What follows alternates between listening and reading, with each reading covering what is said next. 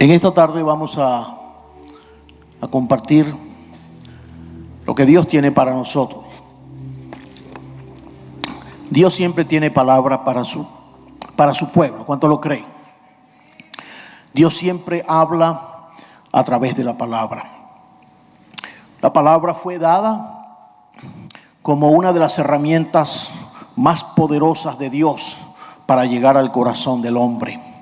Por eso la Biblia, la inspiración de Dios fue dada para que nosotros pudiéramos entonces recibir el buen consejo, pudiéramos amoldar nuestro oído espiritual y escuchar la voz de Dios.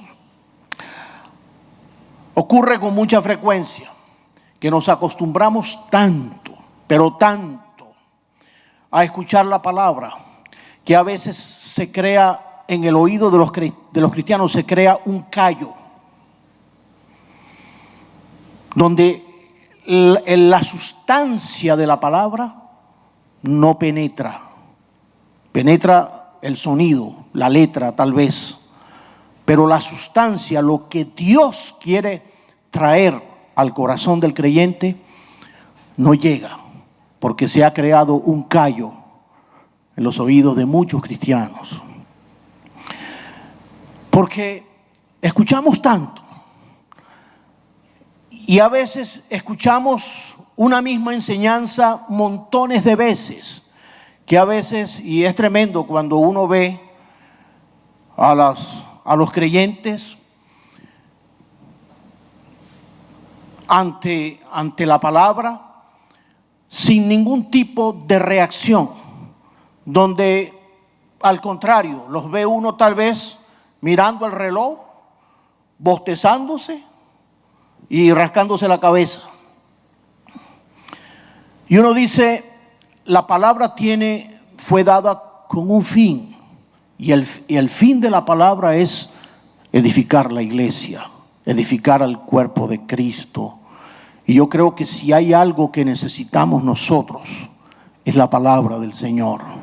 Y tal vez el interés en la que muchas veces enfocamos nuestra vida, la palabra no está en el primer lugar. Dios no está en el primer lugar, sino tenemos prioridades. Tenemos la cabeza priorizada, donde la prioridad es mi trabajo, es mi meta, es mi familia o mi tiempo, las cosas por las que estoy luchando. Y esas no dejan de ser importantes, pero mucho más importante que eso es Dios en nuestra vida.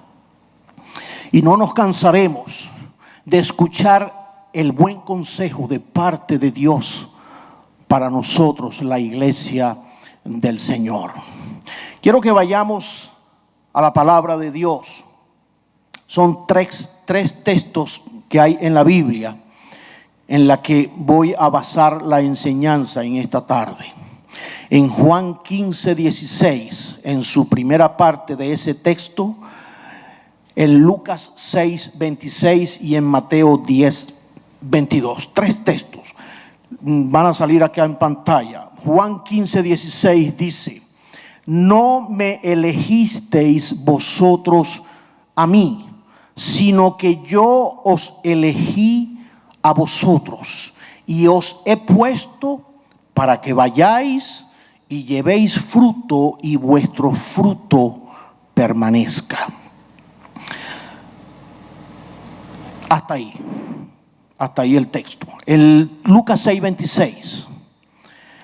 Ay de vosotros cuando todos los hombres hablen bien de vosotros, porque así hacían sus padres con los falsos profetas.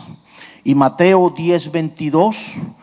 Y seréis aborrecidos de todos por causa de mi nombre, mas el que persevere hasta el fin, éste será salvo. Oremos. Señor y Padre amado, gracias por tu palabra. Tu palabra ha sido entregada, Señor, para bendición y para edificación de la iglesia, para que el mundo entienda de que hay un Dios creador, de que hay un Dios soberano que está por encima de la incomprensión del hombre, de todas las cosas creadas, y que tú te revelas a nosotros a través de esta bendita palabra. La recibimos con beneplácito, con gozo y con bendición en nuestras vidas, en el nombre de Cristo Jesús. Amén y amén. Estos 3 textos que escogí son textos, palabra que salieron de los labios del Señor. Y el hecho de que, aunque sabemos de que toda la Biblia en su contexto es inspirada por Dios, pero tal vez muchos ponen en entredicho cuando una palabra sale de la boca de un Pedro o de un Juan o de un Pablo o de un David o de un Isaías. Pero en este caso son palabras salidas de la boca del Señor. Y cuando esto ocurre, entonces esto agarra otro nivel, otro matiz para nosotros entender de que cuando el Señor dice las cosas entonces son bien serias. Amén. Cuando el Señor establece principios, cuando el Señor le enseñó a la iglesia, a sus discípulos, les hablaba en parábolas, les decía para que ellos aprendieran a discernir lo que se movía alrededor de ellos. El Señor lo hacía con la mejor intención para que ellos pudieran aprender, ser cada vez más espirituales, más sensibles al propósito de Dios, a la voz de Dios, a lo que Dios quiere traer al corazón de todos los mortales, en especial a los creyentes, a los que han recibido la gracia y la virtud de Dios, a los que han conocido, a los que han nacido de nuevo, a los que han tenido la experiencia de estar ahí cerca del Señor, que han conocido al Señor, que lo han palpado, que hemos llegado al convencimiento de que no hay otra verdad, de que Dios en Cristo es la única verdad a la cual nosotros debemos seguir. Y por eso Dios, el Señor, hace énfasis en palabras que son comprometedoras para los creyentes y que nos llevan entonces a nosotros, nos ponen contra la pared y nos dice: o asumo esta palabra, la creo y empiezo a vivirla en mi vida, o simplemente entonces paso por encima de ella y empiezo entonces a hacer mi propia voluntad. Mi tema: el precio de la aceptación. Las palabras del Señor siempre tendrán vigencia. ¿Cuántos lo creen? Por eso dice la Biblia que su palabra es la misma ayer, hoy y siempre. Que los cielos y la tierra pasarán, pero que su palabra, esa jamás pasará. Siempre tendrá vigencia. Cuando leemos estos versículos, textos como estos, y todo el contexto de lo que encierra las enseñanzas de Jesús en estos pasajes, nos hablan de que es un mensaje para la iglesia de todos los tiempos. No importa la época que le haya tocado vivir a un creyente, esa palabra tiene vigencia para el creyente en cualquiera de sus épocas en que hayan vivido. Y esto es importante entenderlo. Esta palabra, aunque somos la iglesia del siglo XXI, tiene tanta vigencia como la iglesia del primer siglo. Amén. Esa palabra está viva, esa palabra fue dada para que nosotros podamos entonces atenderla. En el primer texto que leímos: no me elegisteis vosotros a mí, sino que yo os elegí a vosotros. Aleluya. Cuando vemos esto salido de la boca del Señor, no podemos sino darle la gloria a Dios y decir: Señor, gracias. Porque no fue que a mí se me ocurrió elegir al Dios al que yo quería seguir, sino que Dios, en su gracia, en su amor y en su misericordia y en su soberanía, puso su mirada sobre nosotros. ¿Podemos entender eso? ¿Podemos alabar a Dios por eso? Denle un aplauso al Señor por eso. Porque hemos sido escogidos por el Señor. Mire, esa teología es una teología profunda y que se escapa de nuestro conocimiento y de nuestra razón. ¿Por qué? Bueno, simplemente porque Dios es Dios y Él hace las cosas como a Él le place. Hay misterios que nosotros no podemos entender. Cuando vemos tanta población que hay y por qué hay tanta gente que no ha entendido, que no entiende, que no acepta estas verdades como tal vez nosotros la aceptamos y la hemos recibido. Bueno, vaya usted a saber. Solo Dios conoce el corazón de las personas. ¿Por qué Dios escoge a Abraham? No sabemos por qué. ¿Qué vio Dios en Abraham? No sé. Eso es un misterio. Eso no está revelado en la palabra. El asunto es que Dios lo escoge. Y Dios entonces lo inicia con un plan, con un propósito. No me elegisteis vosotros a mí, sino que yo os elegí a vosotros. Pero dice también después: y os he puesto, y aquí entonces ya entra el compromiso de esa iniciativa que tuvo Dios de poner su mirada en nosotros. Cuando dice: y os he puesto, ¿para qué? Para que vayáis. Para que vayáis significa movilizarnos, ir a algún lugar, estar dispuestos entonces a salir de nuestro confort, de nuestra comodidad, de lo que yo creo que es mío y que me pertenece, mi tiempo, mi lugar, y poder llevar frutos. Y ahí entonces empieza a surgir un elemento comprometedor dentro del llamado que Dios le hace a sus hijos.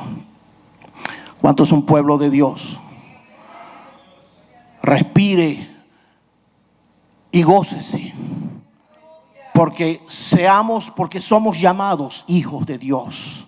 Mire, no hay mayor privilegio, no hay mayor bendición, y más cuando uno ve cómo está la inmoralidad en el mundo, lo que el mundo hoy día está aplaudiendo, y que nosotros, por la misericordia del Señor, abrimos los ojos y entendemos de que no puede ser. Rechazamos esa posición, esa postura que el mundo está tomando, y lo hacemos ¿por qué? Porque hemos entendido el llamado de Dios, de que Dios nos ha escogido, de que Dios ha puesto su gracia y su bendición sobre nosotros. Y dice: y os he puesto para que vayáis y llevéis fruto, y que vuestro fruto permanezca. La palabra fruto, ¿qué significado puede tener desde el contexto bíblico? Fruto significa haciendo el trabajo y el ministerio de Cristo aquí en la tierra. Esos son los frutos visibles, no solamente haciendo el trabajo, sino modelando el carácter de Cristo que ha sido derramado en el corazón de los que han sido llamados por el Señor. Cuando Dios dice en su palabra que Él nos escogió a nosotros, significa de que Él no solamente nos escoge y nos ubica en un lugar, porque eso sería una tarea inconclusa de parte de Dios. que simplemente nos escoja y nos pone ahí y se olvida de nosotros. No, Dios nos escoge, nos coloca ahí y comienza entonces a hacer un trabajo que viene de adentro hacia afuera, un trabajo que revoluciona la vida de la persona que recibe la gracia y el beneficio de Dios. Y lo hace ¿con qué finalidad? Con la finalidad entonces de que ese individuo escogido por Él entienda el propósito para lo cual Dios tomó esa iniciativa de llamarnos, de apartarnos y de escogernos para que nosotros llevemos el fruto que Él espera de nosotros. No cualquier fruto. Pudiéramos conformarnos con cualquier fruto, no importa que esté medio podrido. ¿A usted le gusta la fruta podrida? No, cuando usted va al supermercado y va a escoger las frutas, ¿qué hace? Tiene una cesta llena de frutas. ¿Usted agarra así cualquiera al azar y la mete en su canasto? No, usted la escoge y usted empieza a tocarla. Y cuando ve que tiene está mayugada por aquí y está rota y está flojita, ya usted la parte y empieza entonces a seleccionar. Esa selección es la que Dios está esperando también en el corazón de nosotros. ¿Para qué? Para que ese fruto pueda permanecer. Para que ese fruto pueda entonces llevar a cabo el objetivo para lo cual fue hecho. Como creyentes somos llamados y ordenados ¿a qué? A ir a todo el mundo. Recuerden lo que se conoce como la Gran Comisión. La Gran Comisión fue la última encomienda que el Señor antes de su ascensión, que lo hizo ante más de 500 testigos que vieron a Jesús ascender hacia los cielos, el Señor se tomó entonces como para que no se les olvidara, para que les quedara como el último recuerdo de las palabras que salieron de la boca de Jesús antes de aquel maravilloso evento cuando Jesús asciende a los cielos. Y le encomienda a ese grupo que ya estaban más que convencidos, por supuesto, después de la resurrección de Jesús, después de haber visto los milagros más increíbles que ojo humano pudo haber visto, después de haber visto a Jesús nuevamente resucitado, aquellas palabras calarían bien en el fondo de aquellos hombres que la estaban recibiendo. De que el trabajo era para que nosotros pudiéramos llevar esta verdad que habíamos recibido por la gracia de Dios y pudiéramos estar dispuestos entonces a establecer a verdaderos discípulos de Jesucristo. Amén. Bendito el Señor para siempre. Mire, necesitamos ver nuestra verdadera motivación para nosotros hacer discípulos. Yo quiero ahora irme a un contexto, al contexto de la realidad que nos toca hoy día, en el mundo en que estamos viviendo, ante el cristianismo que se está suscitando ante nuestros ojos, las cosas que están pasando. ¿Cuál es la motivación que nos lleva a nosotros a hablarle a otra persona de Jesucristo? Porque eso lo está mirando Dios. ¿Cuál es la motivación? ¿Qué es lo que nos mueve a nosotros darle testimonio de la gracia, de lo que hemos recibido de Dios, si es que lo hemos recibido, a otra persona? ¿Qué nos motiva a hacerlo? Porque ahí es donde está la legitimidad del corazón de un verdadero discípulo, de un verdadero creyente. Lo que nos motiva a nosotros llevarle a alguien la gracia y la virtud del Señor. Y digo esto porque cuidado con una motivación distorsionada. O cuidado cuando empezamos simplemente a desear tener multitudes. No importa cómo estén, choretos, torcidos, no importa cómo vengan, o no importa cómo permanezcan, porque como vengan, por supuesto, vienen así, enfermos, torcidos, vienen en un estado terrible. Pero la intención de Dios es que ahí nosotros podamos hacer el trabajo de poder sembrarle la palabra y los principios de Dios, que son los que se van a encargar de transformar una vida. Amén. A través del Espíritu Santo. La palabra de Dios toma forma a través del Espíritu Santo en el corazón de una persona. ¿Qué nos motiva a nosotros? Cuidado con las falsas conversiones. Hay un texto en Mateo 23:15 cuando dice: hay de vosotros, escribas y fariseos, hipócritas, porque recorréis mar y tierra para ser un prosélito, y cuando lo consigues, lo hacéis 2 veces más hijo del infierno que vosotros. Le está diciendo a los fariseos cuál es la motivación por la cual estás tratando de buscar a otros seguidores, otras personas que sigan lo que tú estás siguiendo.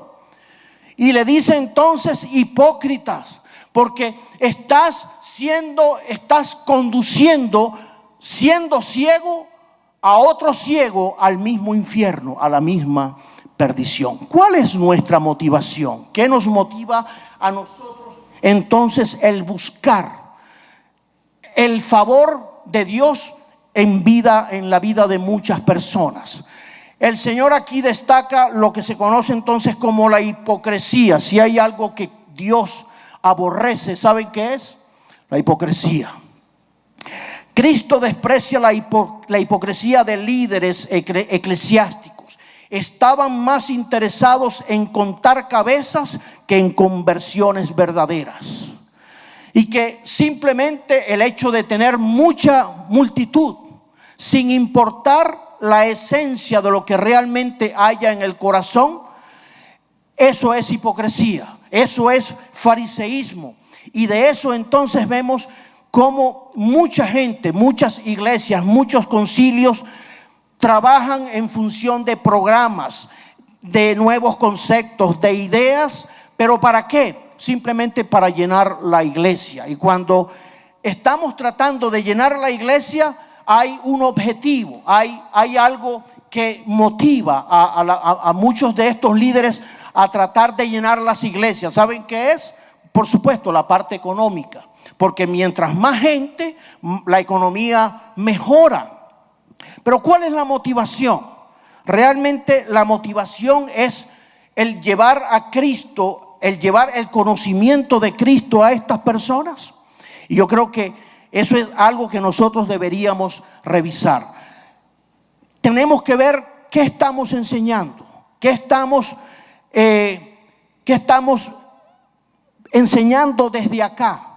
¿Cuál es la doctrina que nosotros estamos diciéndole a la gente que la gente reciba?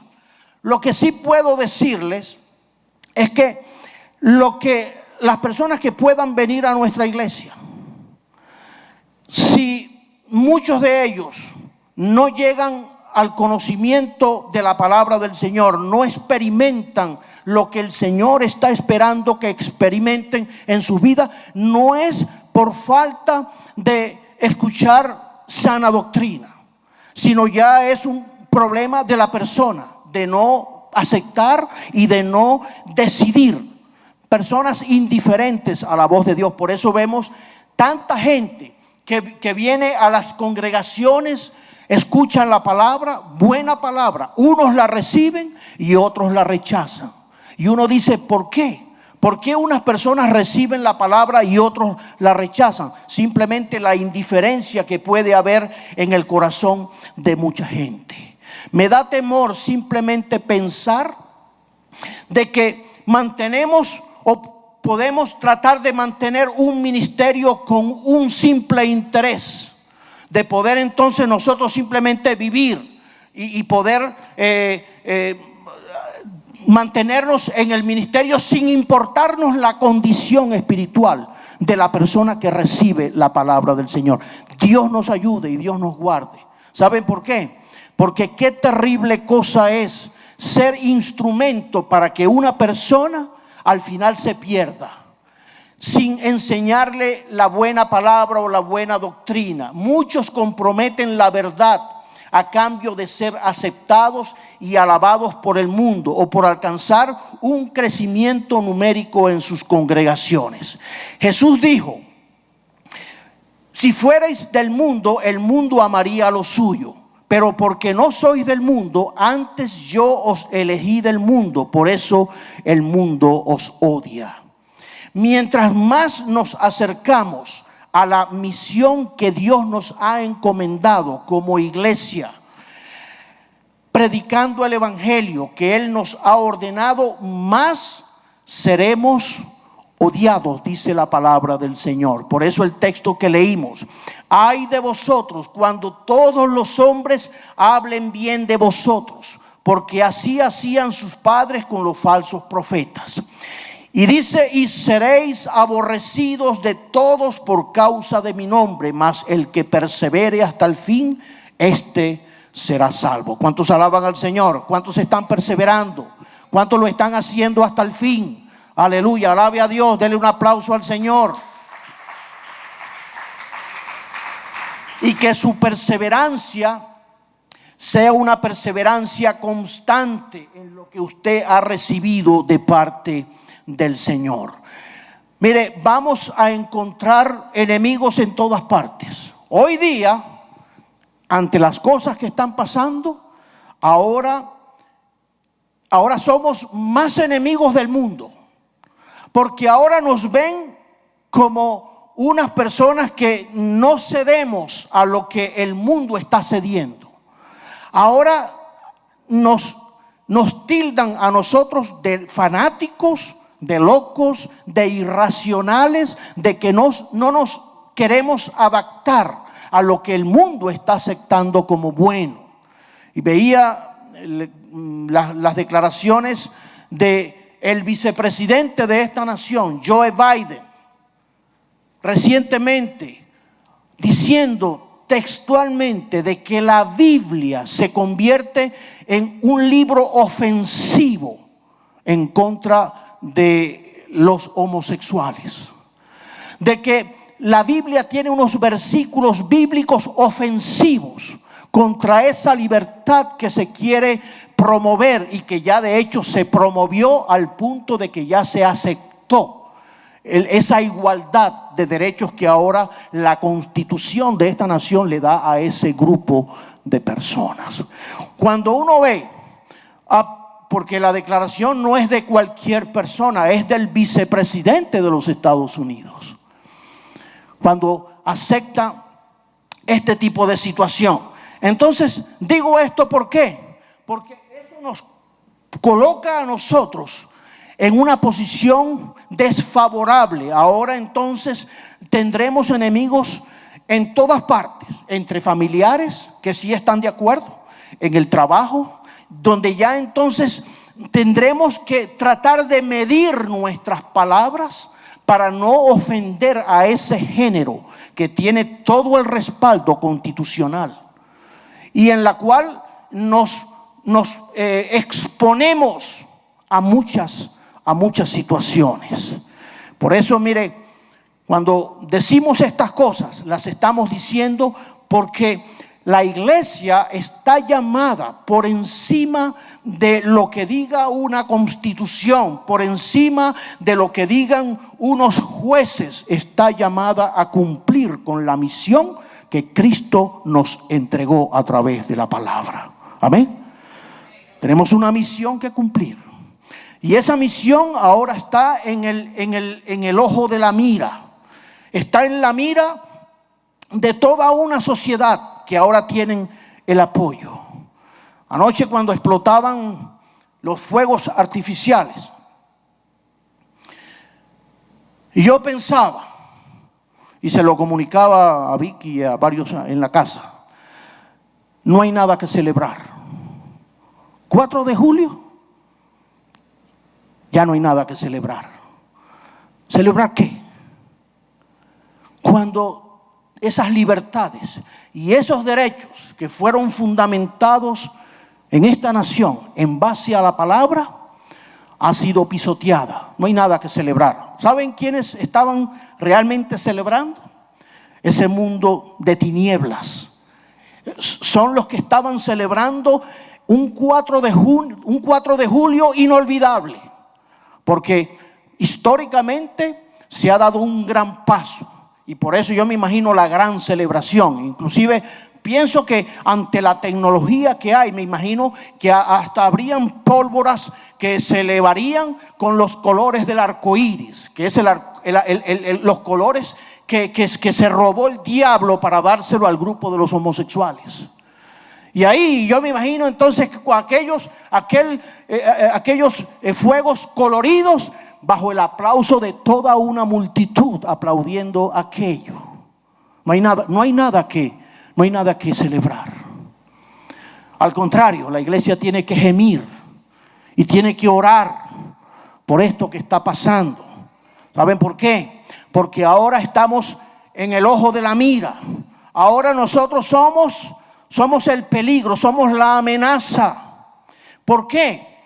Porque estamos fundamentados en la palabra. Y digo esto en los que están creyendo y sosteniendo las verdades de Dios.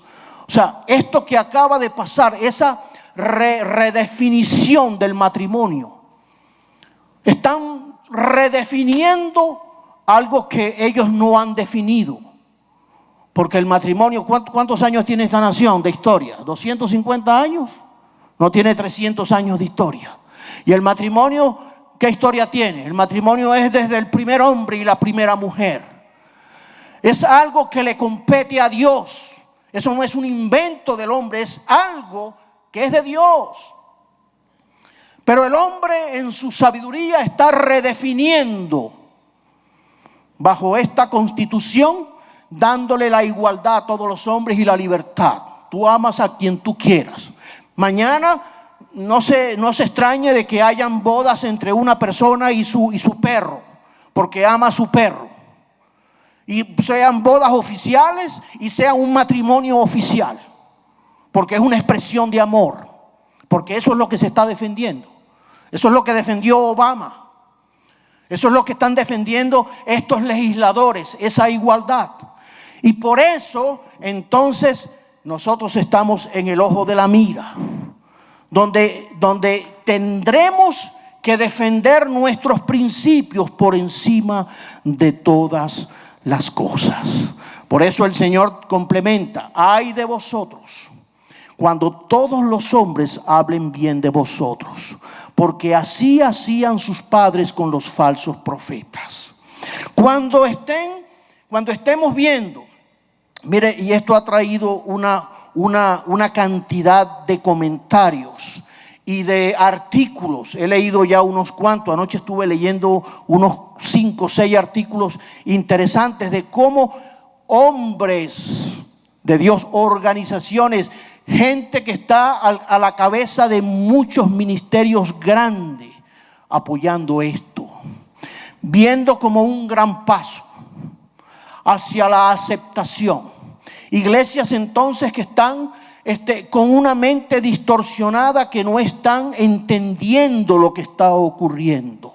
Bendito aquellos que entendemos lo que está ocurriendo. Bendito sea el Señor por lo que nosotros podemos entender. Ay de vosotros cuando la gente hable bien de vosotros. ¿Saben por qué? Porque entonces nosotros nos estamos congraciando con un mundo que está bajo condenación, de un mundo que está en la mira de Dios y que está a punto de recibir el castigo y el juicio de Dios sobre todo lo que está ocurriendo. Surgen preguntas. ¿Serás el tipo de creyente, de esos creyentes bien populares, que le caes bien a todo el mundo y que todos aceptan tus consejos bíblicos? Uno puede decir, bueno, eso no es malo, que yo sea popular y que todo el mundo escuche mis consejos. Eso pareciera que no es malo. ¿Eres el tipo de creyente tolerante con todas las cosas, que no cuestiona nada y es aceptado por todos? ¿Recibes halagos de la gente inconversa por tu manera de vivir el cristianismo y no ser conflictivo o fanático con la religión? Hay personas que para no meterse en problemas simplemente callan y sonríen ante las cosas que están pasando y ante los comentarios que podemos escuchar ahí en los trabajos y en los compañeros y en las personas que conocemos. Simplemente callamos. Y cuando callamos, otorgamos. Porque nosotros estamos llamados no para callar, sino para poner posiciones y, por supuesto, dirigidos por el Señor, con sabiduría, en el amor del Señor, pero plantarnos dentro de lo que el Señor ha establecido. ¿Es tu iglesia un lugar donde todos son bien aceptados, donde lo más importante es que la gente pueda sentirse cómoda y donde todos puedan integrarse a la adoración, a la aceptación, no importando su condición de pecado? Porque esto es mucho de las cosas que están pasando hoy día. La aceptación de todos estos grupos y todas estas comunidades en iglesia. Todos son bienvenidos. Y no importa en la condición en la que tú estés. Y hasta ahí estamos bien. Todos son bienvenidos. Y no importa tu condición. Dios se encargará de transformar tu vida. Y Dios se encargará de cambiarte. Y hacerte ver del pecado en la que estás. Ahí estamos de acuerdo. Pero cuando yo acepto estas cosas y yo me gozo, ¿verdad? Y porque vemos que todos entramos en una alabanza y en una adoración y pareciera entonces de que la gloria de Dios se manifestó en ese lugar, pero las personas siguen, el homosexual sigue agarrado de su manita con su pareja y salen del culto contentos por la bendición que recibieron, sin ningún tipo de remordimiento ni sin ningún tipo de ser atacado por la palabra del Señor desde el púlpito. Entonces ahí es donde hay problemas, porque nosotros estamos llamados a marcar la diferencia con lo que nosotros hemos recibido de parte del Señor. Jesús mismo aclara: si una iglesia está moviéndose en el poder del Espíritu Santo y cumpliendo su misión como Él mandó, esa iglesia será ¿qué? Será odiada, dice la palabra, y será perseguida. ¿Por qué? Porque se establece sobre las verdades de Dios que no pueden ser cambiadas por los hombres. Las organizaciones, los concilios no pueden cambiar lo que Dios ha establecido para el hombre. Esa iglesia será despreciada por su intolerancia en un mundo hostil, en un mundo moderno que ha tergiversado la palabra del Señor. Será odiada entonces por políticos, por legisladores, por intelectuales, por hombres impíos que componen esta sociedad. Será despreciada, por supuesto, por los homosexuales, por los humanistas liberales y por los líderes cristianos influenciados y penetrados por ese espíritu apóstata y ecuménico, espiritualmente muertos. Mire, estaba leyendo ayer noticias cristianas y me impresionó cuando vi la noticia de este el cantante Moden, ¿cómo se llama? Moen. Don Moen. ¿Conocen a Don Moen? ¿Han escuchado la música de Don Moen? Estoy seguro que la han escuchado. Tal vez no conocen el nombre, pero su música la han escuchado. Música muy inspiradora. Este es un hombre que hace muchos conciertos allá en Israel. Él es de raíces hebreas. Hace muchos conciertos, grandes conciertos en Israel de mucha adoración. Gente de todas partes del mundo que tienen recursos van a esos conciertos que se preparan allá en Israel, patrocinados por el ministerio de Don Moen. Y una de las integrantes del grupo Hillsong, de las fundadoras de Hillsong, ahí están, haciendo un gran concierto junto con el Papa Francisco en el Vaticano, donde entonces sus declaraciones fueron que la bendición de sentir la presencia de Dios en la unión del cuerpo de Cristo, católicos y evangélicos. Suena bonito, pero cuando uno ve estas cosas, ¿qué nos dice a nosotros esto? ¿Qué nos muestra a nosotros esto? Una señal más de que el tiempo del Señor ha llegado, de que la apostasía se ha levantado en todos los niveles, de que la iglesia necesita abrir los ojos. Los cristianos necesitamos discernir, conocer por qué pasa esto y qué tiene que ver esto, y será esto bueno o será esto malo, porque aparentemente para el mundo es un gran logro, es bueno. Pero cuando uno conoce la palabra de Dios y la profecía, sabemos de que no hay comunión entre la luz y las tinieblas. No puede haber comunión entre una cosa y lo otro. O lo santo y lo profano no pueden jamás unirse. Lo que es de Dios, y lo que no es de Dios simplemente no pertenece al reino de Él. Y tenemos que entender de que estas cosas entonces nos ponen a nosotros en un aprieto. ¿Qué hacemos? ¿Qué hacemos con todo lo que está pasando? Porque hoy día, mire, hay que seleccionar lo que leemos, hay que seleccionar la música que escuchamos, hay que seleccionar la literatura que llega a nuestras manos o a la mano de nuestros hijos. Tenemos que revisar todo. ¿Por qué? Porque el diablo es muy sutil y sabemos que estas cosas están sucediendo ante nuestros ojos y muchos lo están aplaudiendo, muchos están regocijando. Y cuando digo nombres, en el caso de Don Moen, es porque es un hombre que tiene un ministerio tremendo. Él tuvo hace poco aquí en Atlanta, a principios de este año. Mire, y a mí me llegaban las invitaciones a mi correo electrónico para ir a verlo. Y mucha gente, porque vi fotos de personas, pastores conocidos, pues, ahí.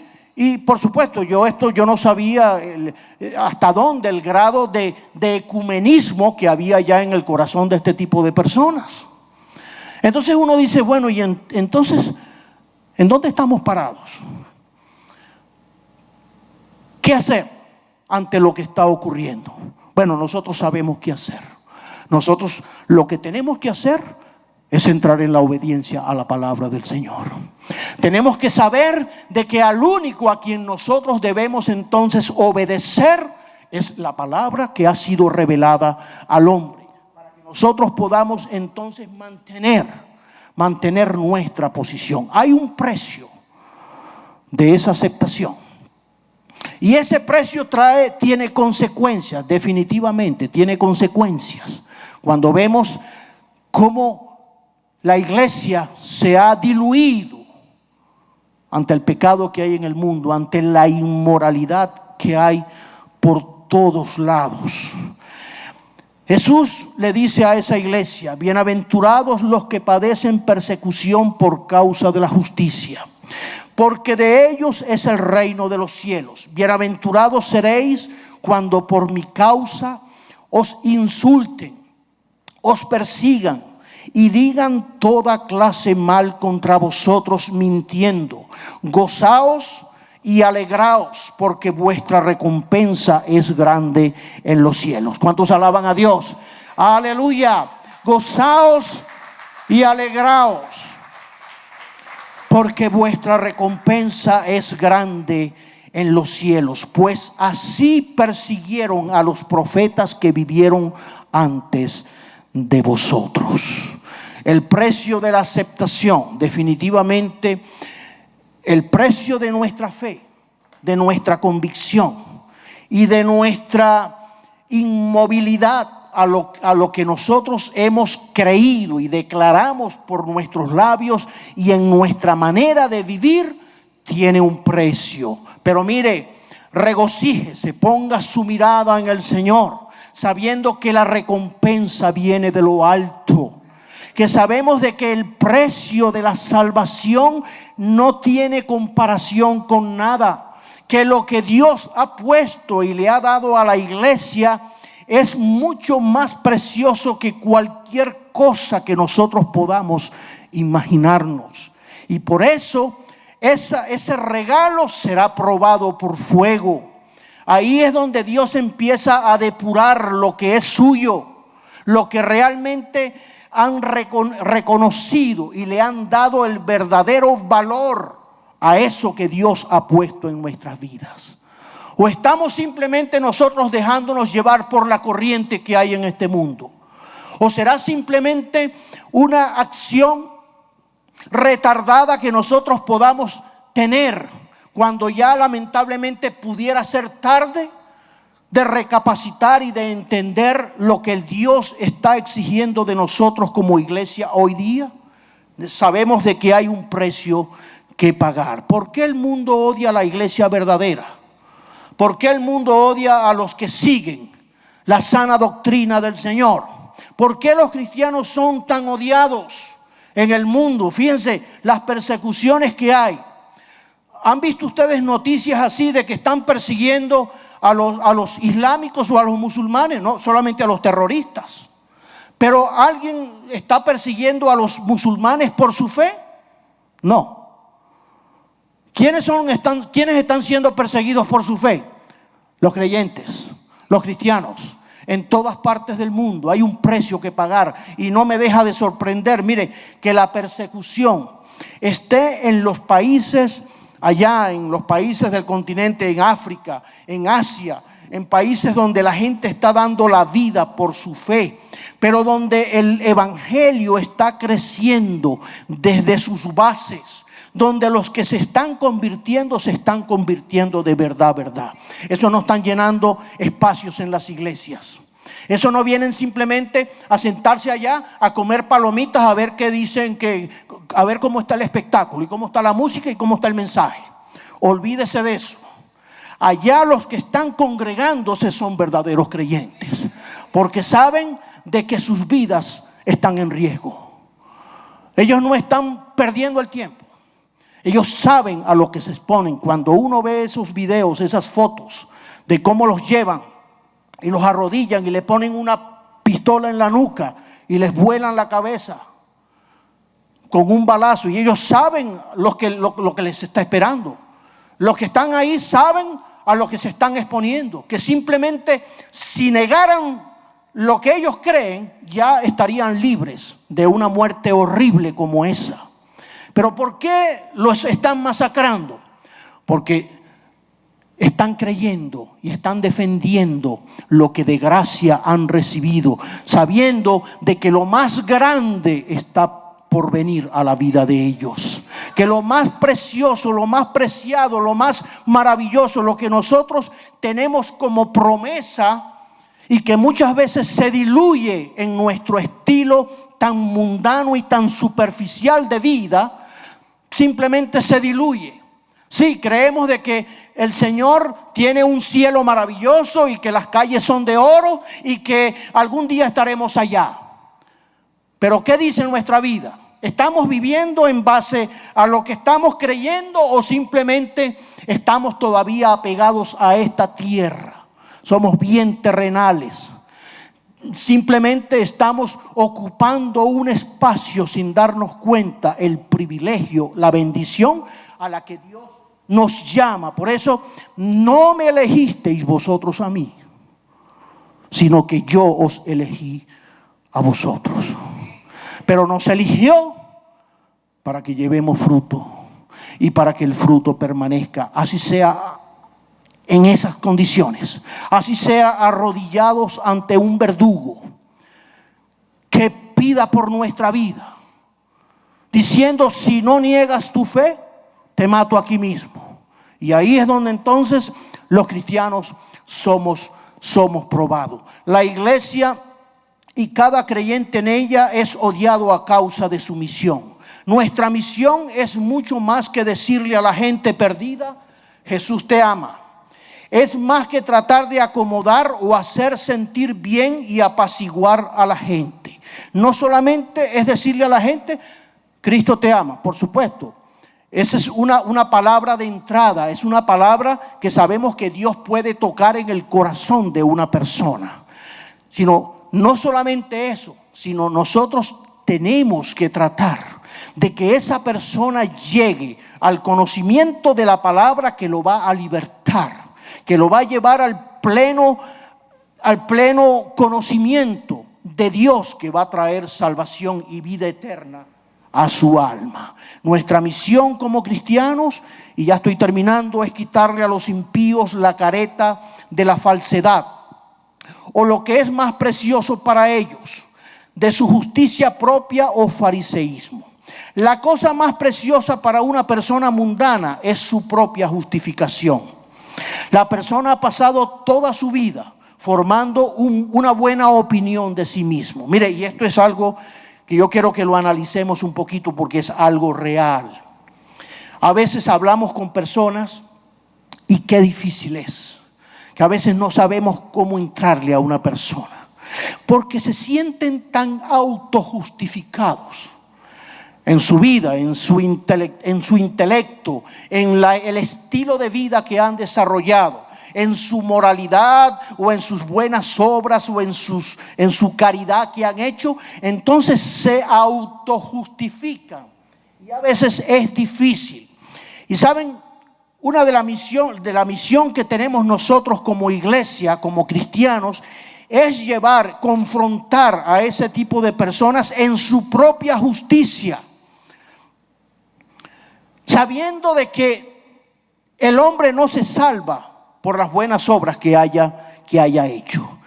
La persona ha hecho tal vez un ídolo de sus buenas obras, se alaba a sí mismo, que es de buen corazón y es bondadoso con los demás. Está seguro que es bastante bueno para el cielo y demasiado bueno para el infierno. Esta persona ha pasado años moldeando su conciencia, ha aprendido a callar cada voz de convicción que viene a él y ahora disfruta de una falsa paz. Realmente piensa que Dios lo admira y lo acepta así. Y el mundo está lleno de personas así. El mundo está lleno de personas que no están mirando las cosas como las estamos mirando nosotros o como Dios quiere que la veamos, sino que ellos están en su burbuja, enconchados, ahí tratando pues de autojustificarse por la vida que han llevado. Y de repente entonces llegamos nosotros y le decimos con un mensaje incómodo y le dices: si no naces de nuevo, no podrás ver el reino de Dios. Y eso incomoda a mucha gente, porque le estás perturbando lo que les ha costado toda una vida construir. Les ha costado toda una vida construir esa autojustificación. Y ahora tú y yo, por la palabra, le estamos diciendo de que si no se arrepiente y no viene a los caminos del Señor y no nace de nuevo, jamás podrá ver el reino de Dios. Y hay una respuesta, hay una reacción. La gente reacciona. Hay muchos, por supuesto, sabemos que la obra la hace Dios. ¿Quién hizo la obra en nosotros? Dios. ¿Quién nos convenció a nosotros? Dios, a través del Espíritu Santo. Y por eso, mire, no importa que las personas se escuden en esa burbuja. Nosotros estamos llamados a darle la palabra. Dios hará lo demás. Dios se encargará entonces de romper ese esquema de autojustificación en la que se han cubierto durante toda la vida. Hay personas que llegan ya a la ancianidad y dicen: no, mi hijo, ya yo estoy muy viejo para eso. Yo siempre he creído esto y yo no voy a cambiar ahora. Y piensan de que esa confianza y esa seguridad de ese tipo de respuesta lo va a llevar entonces al cielo. Y sabemos por la palabra que están equivocados. Habrán podido llevar una vida muy buena, una vida excelente. Habrán alcanzado muchos éxitos y triunfos en la vida. Pero si no han tenido la oportunidad de conocer a Cristo y de darle el espacio a Cristo en su vida, ¿qué dice la Biblia? Están perdidos. Están perdidos. Eso es lo que dice la Biblia, tristemente perdidos. Y por eso nosotros estamos llamados ¿a qué? A sacar a las personas de esa autojustificación. Esa persona siempre ha creído que todo está bien, pero ahora tú le estás diciendo que todas sus buenas obras son como trapos de inmundicia. Y muchos se sienten entonces atacados por eso. Hay cantidad de personas que piensan de esa manera. Y muchos de ellos están llenando los asientos de la iglesia cada domingo. Personas que vienen a la iglesia, que son simpatizantes del evangelio, creyentes hasta cierto punto, pero no convertidos. Parece que no cuadra mucho. Creyentes no convertidos, creyentes inconversos. ¿Cómo podemos nosotros analizar eso? Personas que simplemente les agrada estar en la iglesia, les gusta la música, les gusta el ambiente, tienen un círculo amistoso dentro de las iglesias, pero hasta allá, pero sin cambio, sin transformación, sin entender de que hay un precio, hay un llamado, hay un compromiso, hay algo que Dios está exigiendo de los que hemos alcanzado el conocimiento del Señor. Pero por supuesto hay muchos ministros y pastores que a eso no les preocupa. Dicen, no, a mí no me preocupa. Y por eso vemos declaraciones de pastores que dicen, no, yo no hablo en contra del pecado.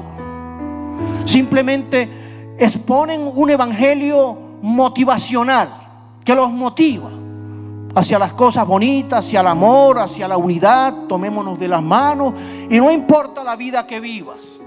Todos somos del Señor y gloria a Dios, todos nos vamos para el cielo. Esa es la gran mentira del diablo, que no deja que el hombre sea confrontado en su pecado. Porque si hay algo que separa al hombre de Dios, es su pecado y permanecer en su pecado. Pero gracias a Dios que sabemos que el problema del pecado ya tiene un remedio. Amén. ¿Cuántos alaban a Dios? Y ese remedio es la sangre de Cristo. Ese remedio es acercarnos a la bondad de Dios, al sacrificio realizado por Cristo en la cruz del Calvario. Y por eso lo más hermoso que nosotros podemos darle a las personas es traerlos al conocimiento real que va a transformar su vida, que va a cambiar su vida. Decía un predicador, y esto lo anoté porque me gustó, se lo escuché en una meditación a un predicador cuando decía: Satanás se ha llevado más almas al infierno de personas sentadas en las bancas de las iglesias que de personas sentadas en los bares. Y me hizo pensar, y es verdad, multitud de personas dentro de las iglesias, pero sin Cristo en su corazón. ¿Y de qué le vale estar en la iglesia? Por eso, mire, el primero que llega a la iglesia, y a veces yo lo he dicho, y hay gente que no le gusta mucho la expresión, el primero que llega a la iglesia, ¿saben quién es? El diablo. Y usted puede decir, pero ¿y cómo es eso? ¿No es Dios? Sí, Él también viene, pero el diablo está al acecho.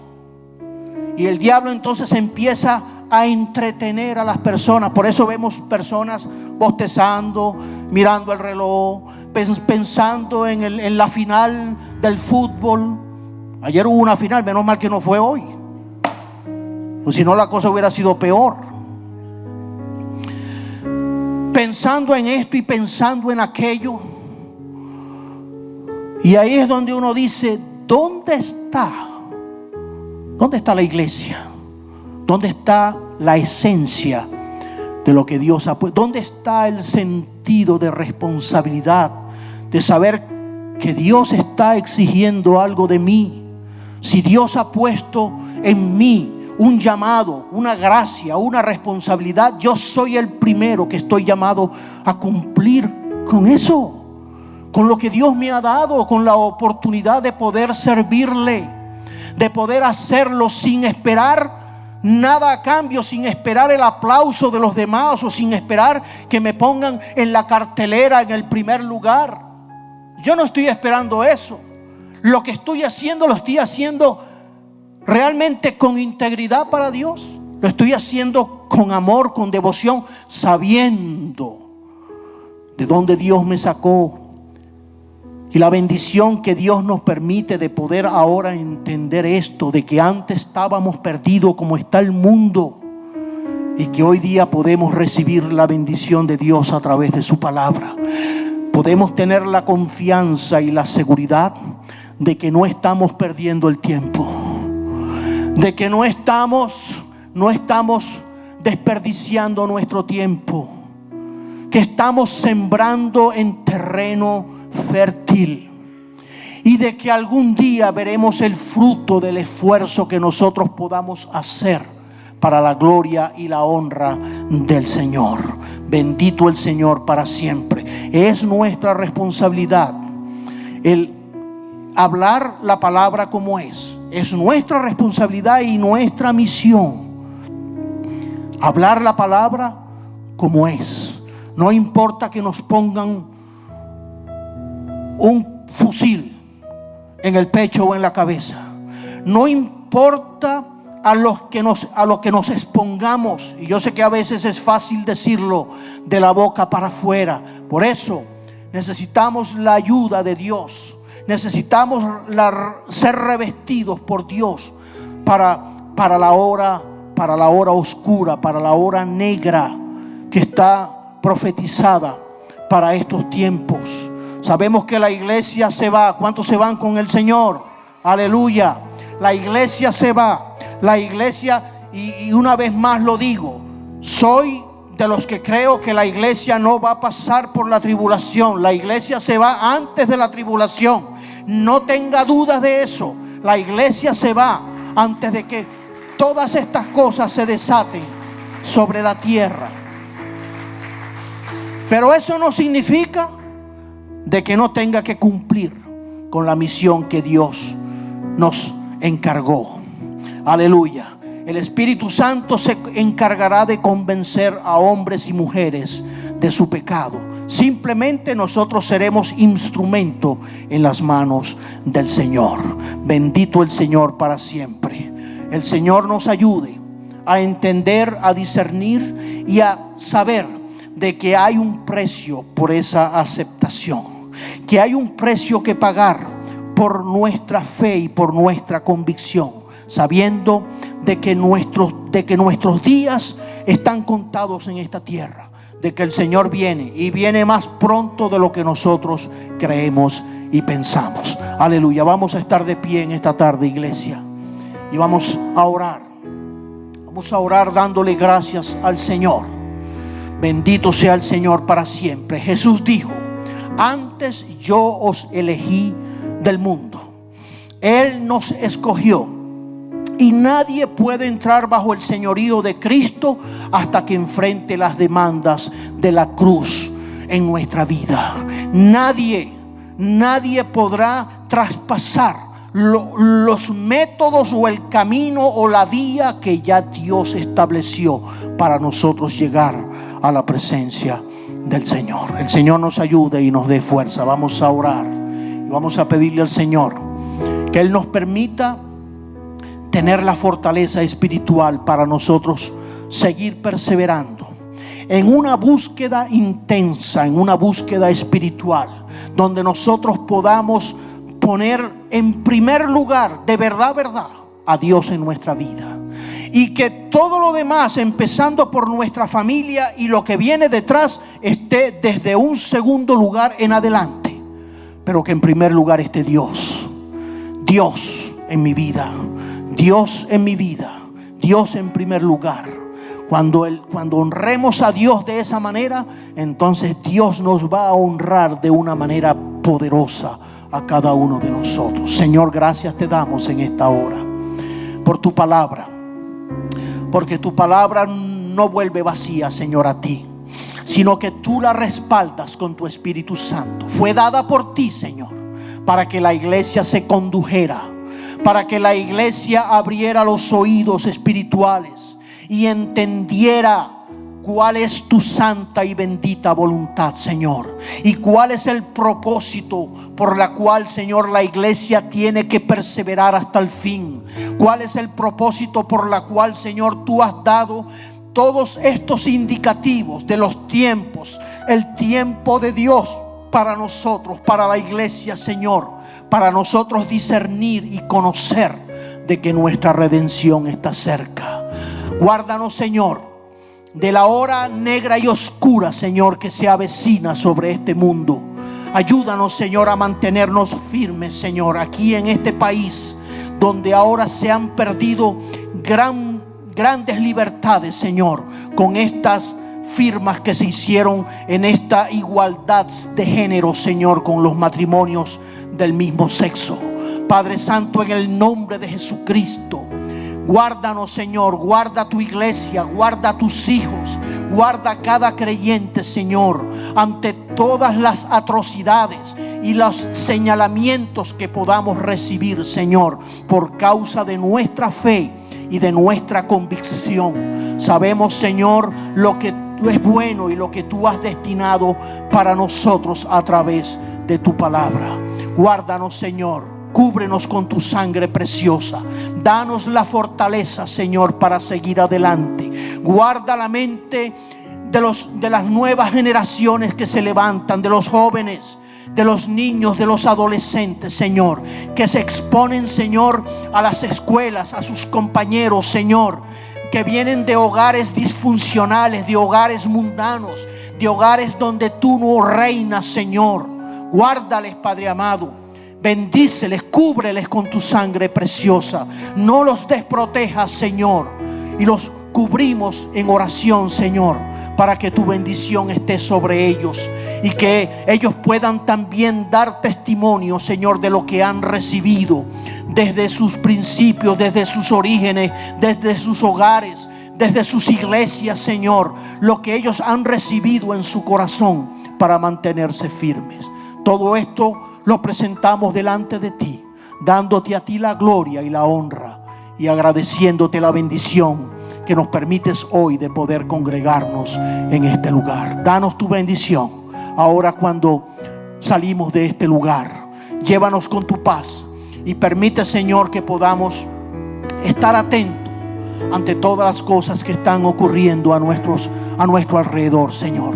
Sabemos que los días son malos y que los tiempos que se avecinan son tiempos difíciles, pero tu gracia siempre está con nosotros y gracias por eso. Te lo pedimos todo en el dulce y bendito nombre de Cristo Jesús. Amén y amén. Aleluya.